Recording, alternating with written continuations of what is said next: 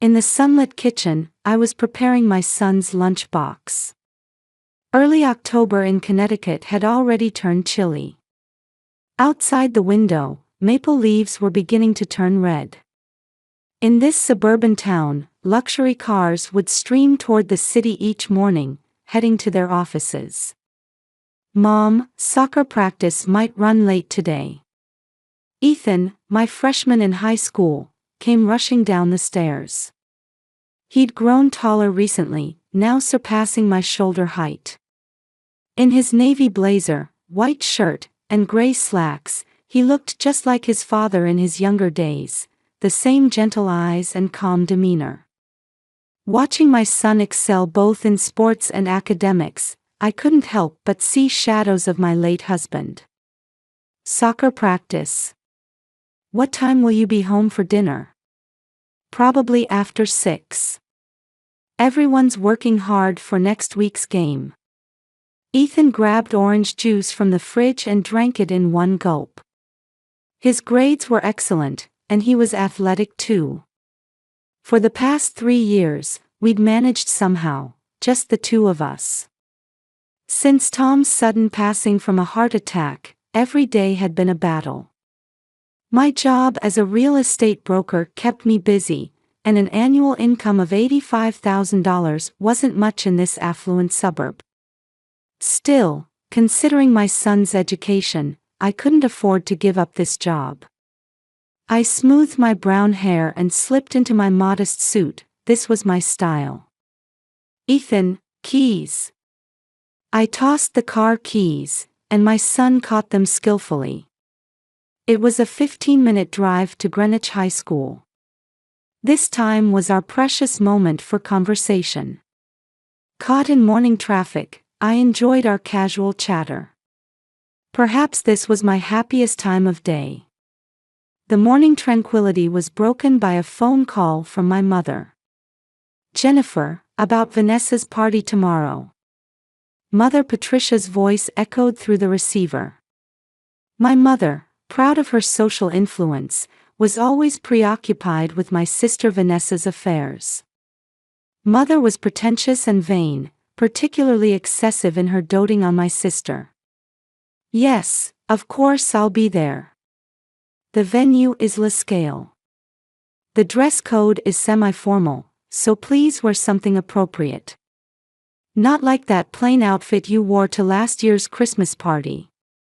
Behind Mother's words lurked her usual criticism. She disapproved of my modest appearance. Meanwhile, my sister Vanessa was Mother's ideal. Working as a nurse at Mercy General Hospital, she charmed everyone with her beauty and social grace. Her golden hair and model-like figure were Mother's pride and joy. Since childhood, my sister had been showered with Mother's affection. That evening, after finishing work, I received a call from Vanessa. "Jen. He's absolutely wonderful. Even better than I imagined." My sister's voice bubbled with excitement. Mother had been bragging about her fiancé's credentials and income to anyone who would listen. "He's such a wonderful person, with such potential." Mother took over the phone, boasting. "Nothing like your Tom. Poor Tom. He gave up his future and took a local job for your sake." Those words stung. Mother had never approved of my husband's modest background. That night, after my son had gone to bed, I stood by the living room window, gazing at the night sky. I remembered the day 3 years ago when I lost Tom to a sudden heart attack. Though he didn't have an impressive career, he was a kind, honest man. He still holds a special place in my heart. I know he limited his career to our local area for my sake, as we'd been together since high school. But that was our choice. Tomorrow is my sister's engagement party. I want to celebrate her sincerely. Yet I also felt lonely, being misunderstood within this family. Mother and my sister always looked down on my lifestyle, treating my choices as failures. Still, every time I see my son's sleeping face, I find the courage to move forward. He is my pride and hope. Late at night, in the quiet house, I began preparing for tomorrow's party. As I took out a modest navy dress from the closet, I thought about how tomorrow would bring another new day. I would accept both mother's words and my sister's boasting. That was my role, after all. One afternoon, I was in the middle of showing a property. The autumn sunlight filled the room, highlighting the property's best features. While negotiating prices with my client, my phone rang. It was from an unknown number. "Is this Mrs. Miller? Your son Ethan has been in an accident." In that moment, it felt as if the world had stopped. My ears were ringing, and voices seemed distant. It was a call from Greenwich High School staff. Ethan had been hit by a car that ran a red light while he was crossing at a crosswalk after school. A classmate who witnessed the accident called an ambulance, and teachers rushed to the scene. The emergency team had already arrived and was transporting him to Mercy General Hospital. "How serious is the accident?" As I asked with a trembling voice, the staff member hesitated before answering. "It appears to have been a severe impact. He's conscious, but..." I couldn't wait to hear the rest. After hastily apologizing to my client, I immediately got in my car. Even waiting a few seconds for traffic lights felt like an eternity. The honking of cars, the red autumn leaves on the street trees, everything seemed blurry. All I could think of was my son's smile. His smile this morning when I last saw him. That can't be the last. No, it can't be the last. My hands trembled on the steering wheel. Though I'd driven this road countless times, today it felt unusually long. Other cars seemed to move too slowly. Everything was too slow. On the way, I passed the accident scene. A police car was stopped there, with officers gathering evidence. White chalk lines had been drawn on the crosswalk, and textbooks and notebooks were scattered on the ground. I recognized them as Ethan's belongings. His uniform's blue tie fluttered in the wind. Seeing that, a sob escaped my throat. I arrived at the hospital at 2:45 p.m.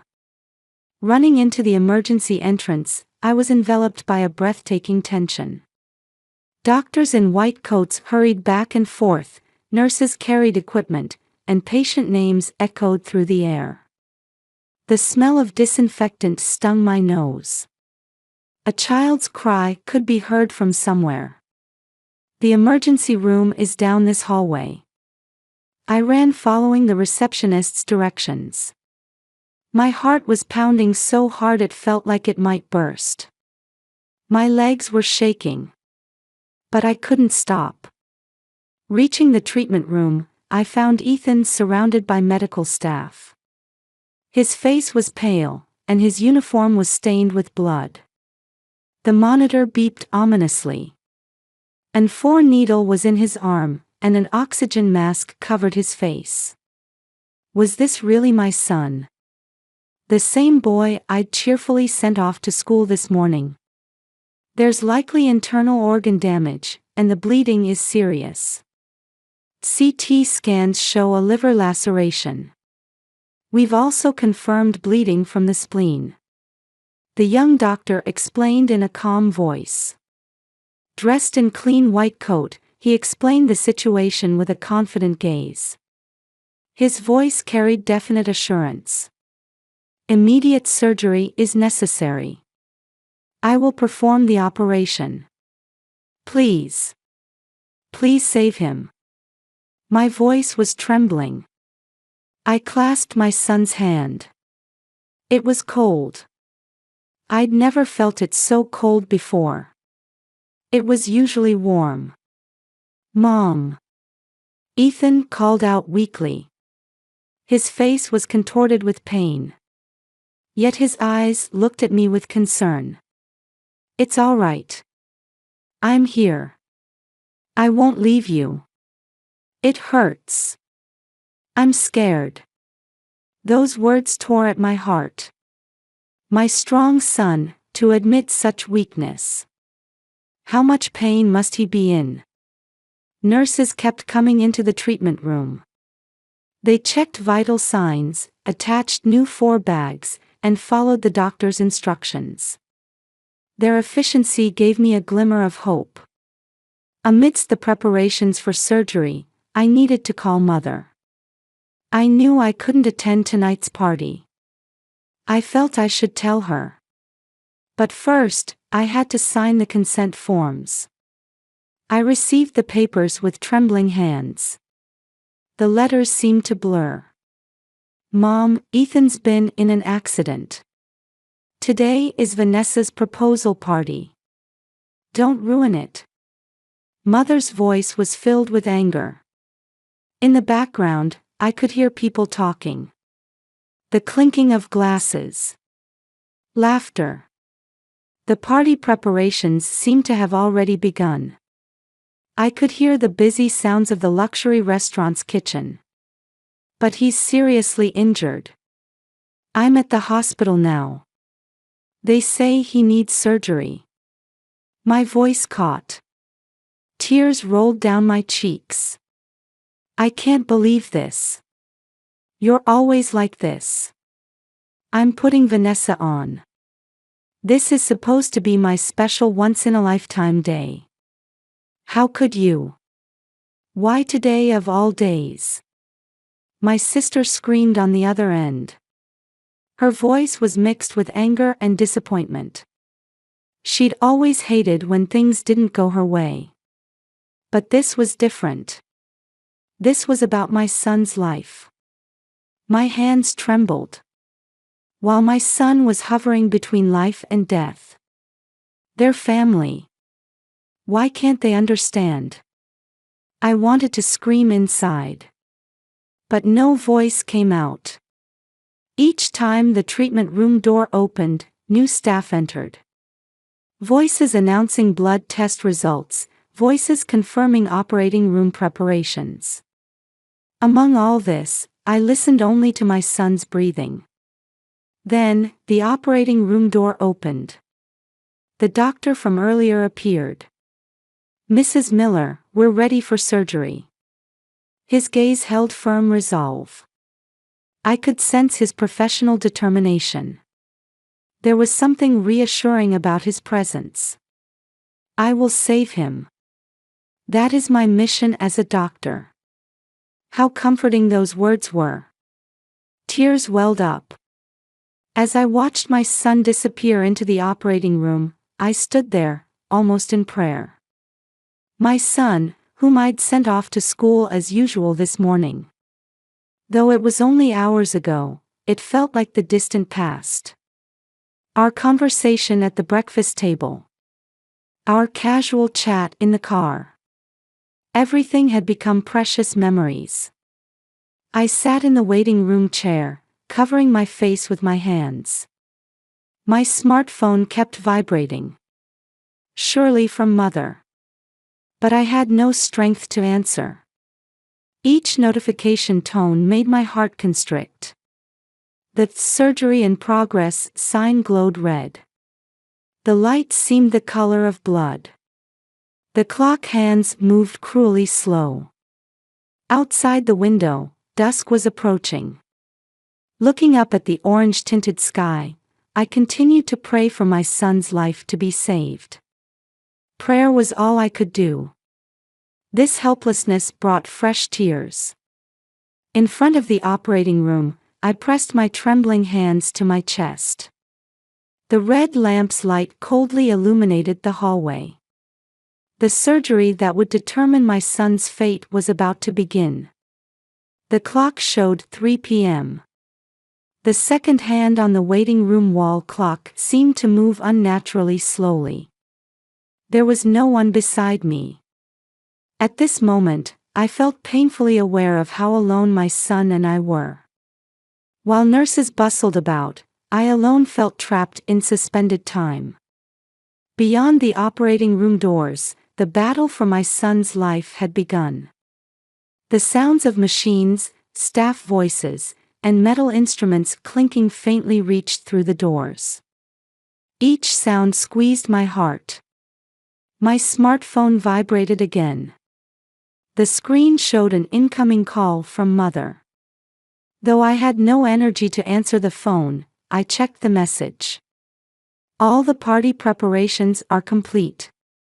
Don't ruin everything with your selfishness.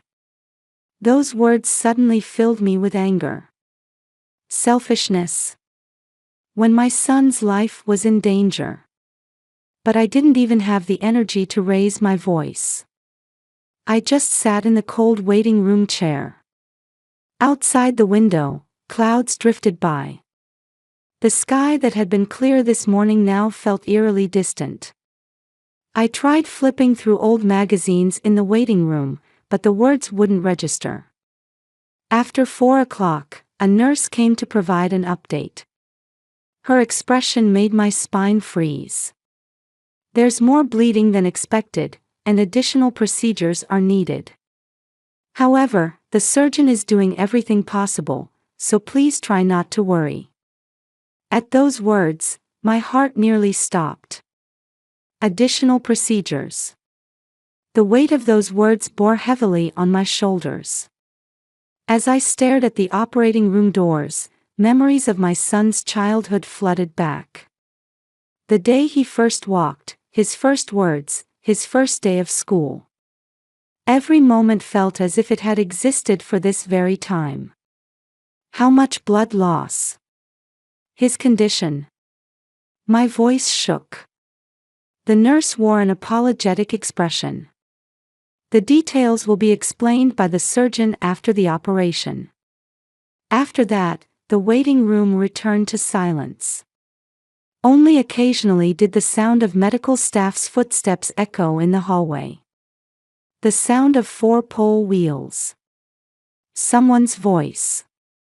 Everything felt distant.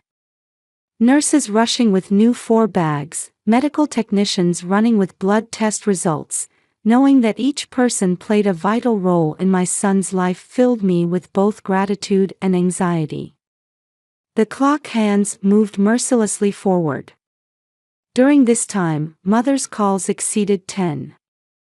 The message content grew increasingly aggressive. I ignored them all.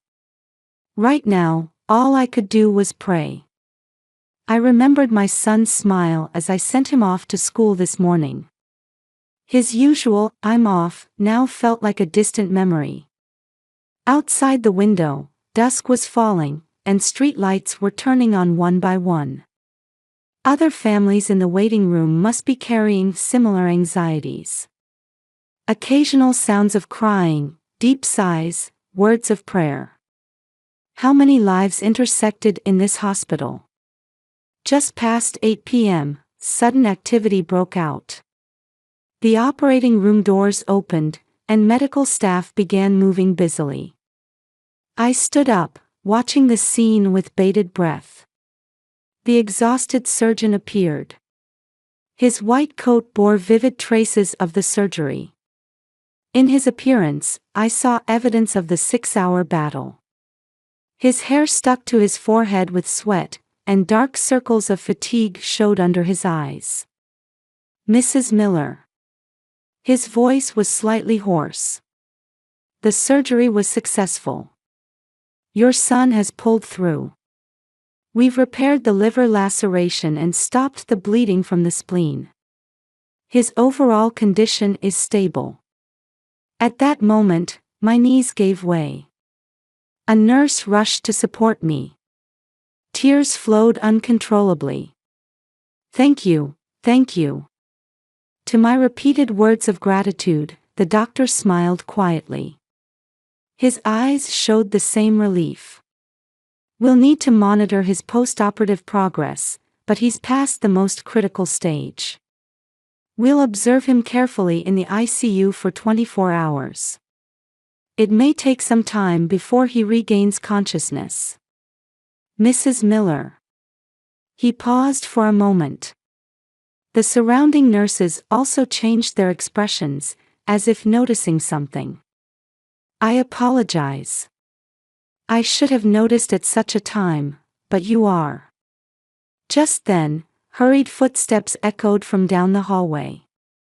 The sound of high heels on the cold floor. Michael. Why aren't you at the party? Turning around, there stood my sister Vanessa. In an elegant dress, her face was flushed red. Behind her, several guests who seemed to have rushed from the party venue were visible. Vanessa. Dr. Bennett wore a confused expression. The surrounding medical staff also seemed to sense the sudden change in atmosphere, each stopping their movements. This is your sister Jennifer. Silence fell. Vanessa stood dumbfounded, looking back and forth between me and Dr. Bennett. Her eyes held a mix of surprise, anger, and something else. Why are you here? Vanessa's voice trembled. Her makeup was smeared, and tears glistened in her eyes. As a doctor, it is my mission to save the life before me. Dr. Bennett's voice, though quiet, conveyed strong conviction. Though signs of fatigue remained, his gaze was resolute. The proposal party can be postponed. But the chance to save a life comes only once. That is my belief. With his white coat swishing, he headed off to his next patient. His back radiated the pride and determination of a doctor. Only his footsteps echoed in the hallway. I watched him go with tears still blurring my vision. My son's life was saved. That alone was enough for now. Everything else could wait. Right now, I only wanted to think about my son's recovery. Through the ICU window, I could see my sleeping son. Though his face was still pale, I could sense his steady breathing. The monitor's sound announced quiet hope. That sound seemed to herald the beginning of a new morning. After leaving the hospital, we drove in heavy silence. Only the doctor's words that my son was maintaining stable condition in the ICU supported my heart. Our car quietly drove through the twilight streets as streetlights began turning on one by one. We arrived at La Scale restaurant after 9 p.m. Warm light spilled from the windows of the upscale restaurant overlooking Greenwich Harbor.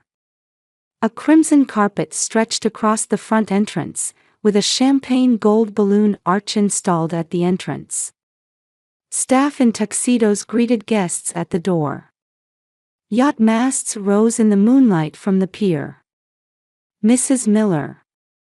The doorman wore a puzzled expression. He must have known about my lateness. Stepping into the venue, the atmosphere changed instantly. Crystal chandeliers cast an elegant glow, and the space was decorated in white and gold. Pure white tablecloths covered the tables, adorned with elegant floral centerpieces. Large mirrors hung on the walls, with a champagne tower arranged in front of them. Each glass beautifully reflected the light. However, the expressions of gathered family and friends contrasted sharply with this lavish atmosphere.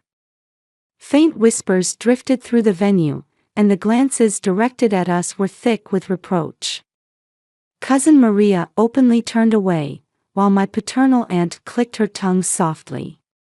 On the silver trays held by catering staff, hors d'oeuvres remained untouched. I could see the bubbles quietly disappearing in expensive champagne glasses. So you finally came. Mother's voice was cold as ice. Her pearl necklace cast an ominous gleam at her throat. Beside her stood Vanessa, still in her dress. Her makeup was smeared, and her eyes were swollen. Her white dress embellished with silver sequins was now wrinkled. Vanessa. The moment I tried to speak, my sister cried out. Her voice seemed to make the background music pause for an instant. Why did you choose surgery over the party? Why did you ruin my special day? At her voice, the venue fell silent. A waiter's tray trembled slightly. Because his life was in danger. That doesn't matter. Today was my special day. You ruined my once-in-a-lifetime proposal party. I spent months preparing. This dress was specially made to order. Vanessa's voice shook hysterically. The veins in her neck stood out. Everyone rearranged their schedules to be here. The venue was booked 6 months in advance.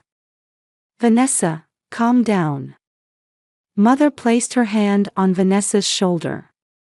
However, her eyes glared at me accusingly. Her pearl necklace swayed with her rapid breathing. Jennifer, you're always like this. Always thinking of yourself. It's your sister's most important day, and because you weren't here, the planned speeches and photos, everything was ruined. Each of Mother's words stabbed like a knife. The background music made her words even more piercing. Thinking of myself. My voice trembled. Anger and sadness welled up. My son's life was in danger. He just finished a 6-hour major surgery. You call that thinking of myself? Mother, he's your grandson. Relatives gathered around us like an audience at a theater. Under the luxurious chandeliers, an ugly family dispute was about to begin. Aunt Margaret, clutching an expensive clutch bag to her chest, spoke up. But, dear, the party was planned months ago. We specially made time to come from New York. That's right, Cousin Sophia chimed in. Everyone cleared their schedules to be here. All the surprises were prepared too. The relatives' voices of criticism piled up one after another. Hands holding champagne glasses trembled, ice cubes creating discordant sounds in the glasses. Just then, there was a sound at the venue entrance. As the heavy doors opened, everyone turned. There stood Dr. Bennett. Though he had changed from his surgical scrubs into a suit, his face still showed signs of fatigue.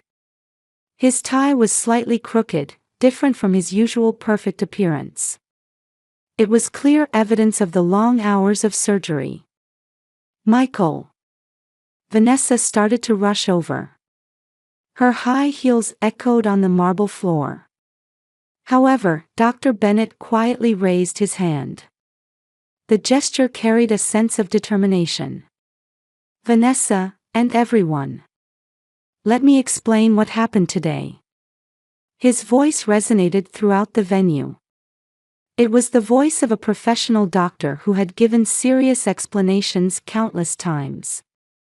As a doctor, I chose to save the life before me. It was the life of a 15-year-old boy. He was in critical condition with internal injuries causing massive bleeding.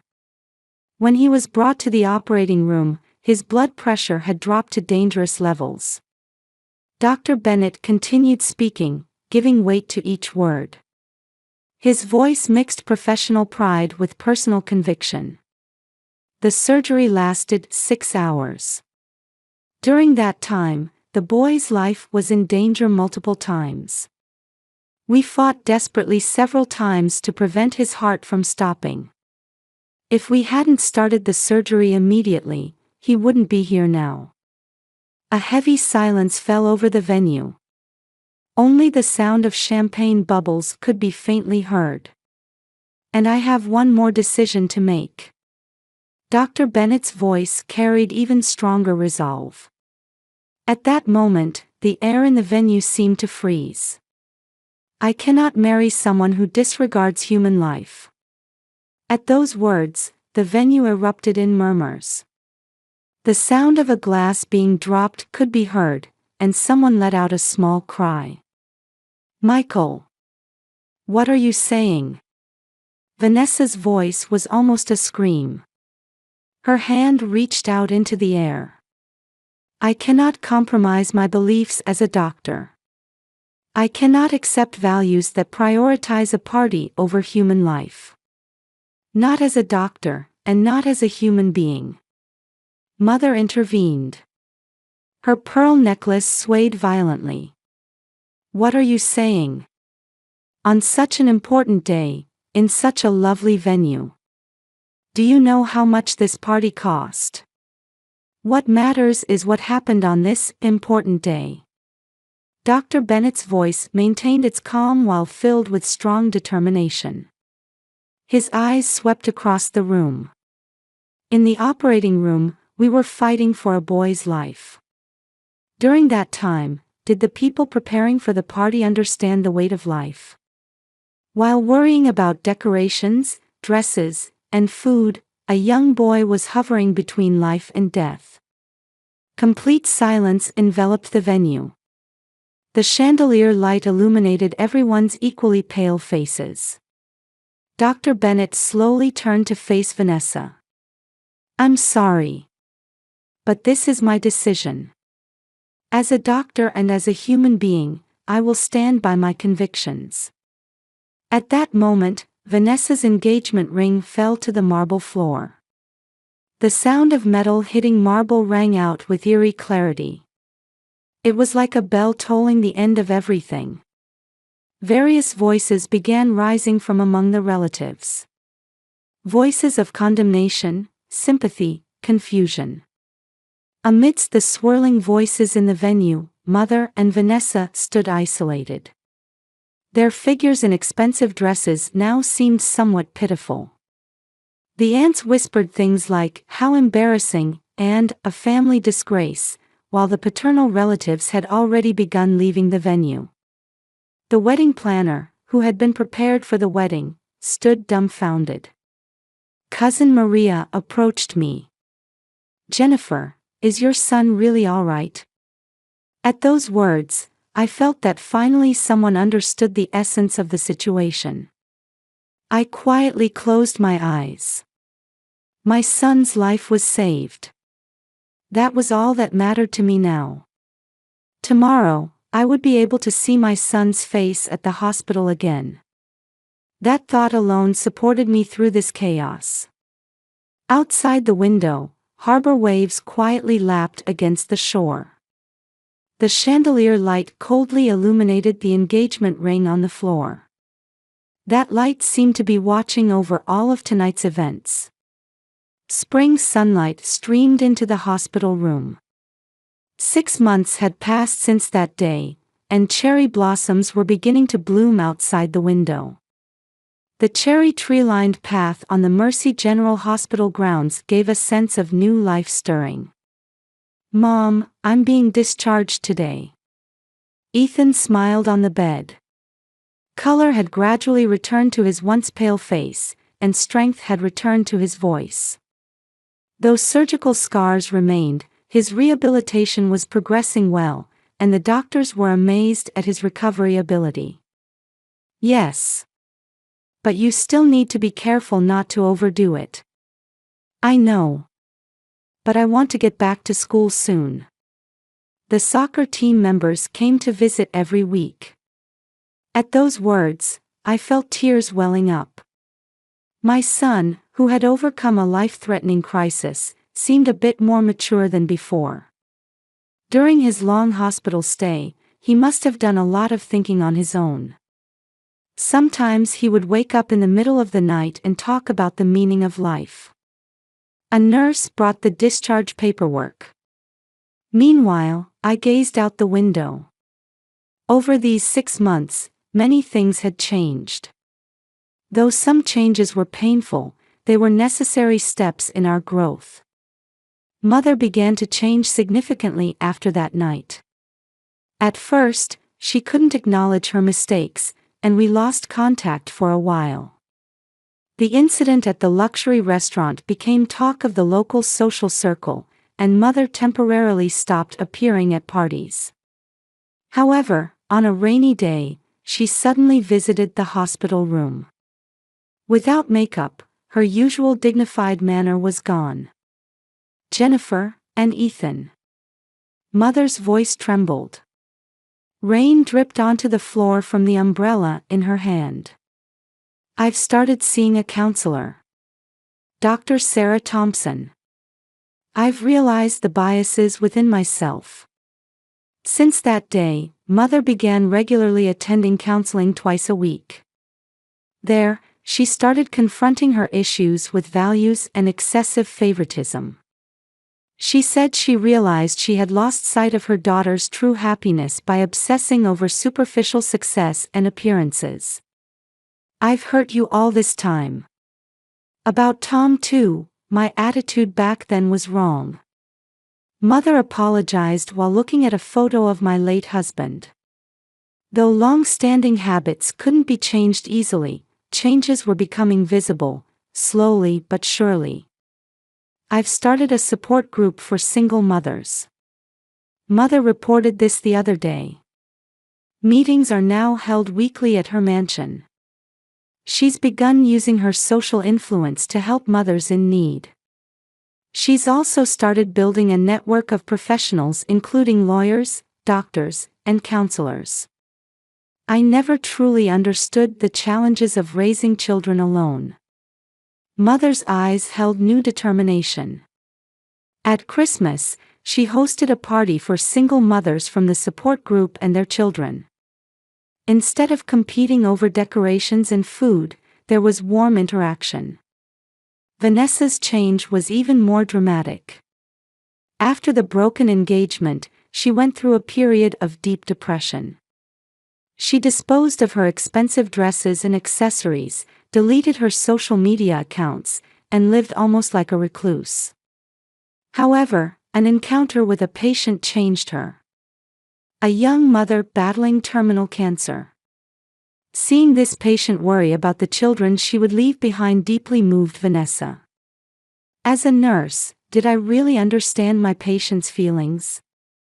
Wasn't I just providing superficial care?" Through such self-questioning, Vanessa decided to transfer to the hospice department. There, she gained deep insights from patients and their families facing life and death. Her flashy makeup became more subdued, and she spent more time with patients. Patients facing death teach us what's truly important. Vanessa said this while drinking coffee in the break room.